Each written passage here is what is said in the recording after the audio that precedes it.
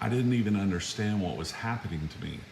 Uh, when I came home, having lost pretty much everything, my job, my wife at the time, my possessions, I towed my little Volkswagen truck home.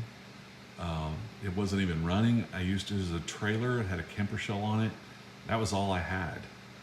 And and I came home and I basically knew I was going to go to school. Um, and I all I did was start putting God first in little things like listening to things that were uplifting on the radio at the time, listening to Christian music, listening to church, deciding that I would put church first because all I knew, to put God first. And when I say church, it was a Bible believing evangelical church. You got to be very careful what church you pick.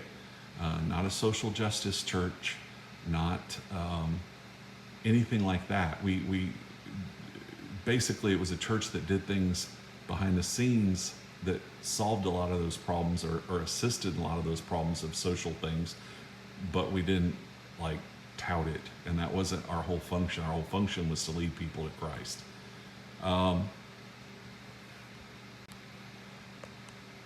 And I came home and I was listening to this guy, and I think it was Chuck Smith. I really don't remember, but I was listening on the radio, and I heard this guy start talking about a pure heart. And I literally parked in a parking lot, like a strip mall area in San Angelo. And I didn't park. I actually was still blocking the road. Of course, nobody came, but I was blocking the park. Like, I don't know. I wasn't in a parking spot. Let me just put it that way. I just stopped. I was so overcome. And this guy went on to describe a pure heart and what it means. And I basically said, okay, God, give me that, and I'll do anything for you. And so I prayed for a pure heart and protect my soul. And I began to put God things first. I didn't tell anybody. I didn't join the church. I went to the church, but I didn't even read my Bible at that time. That was a mistake. Just doing that, starting in the New Testament, would have sped things up considerably. Now I know that.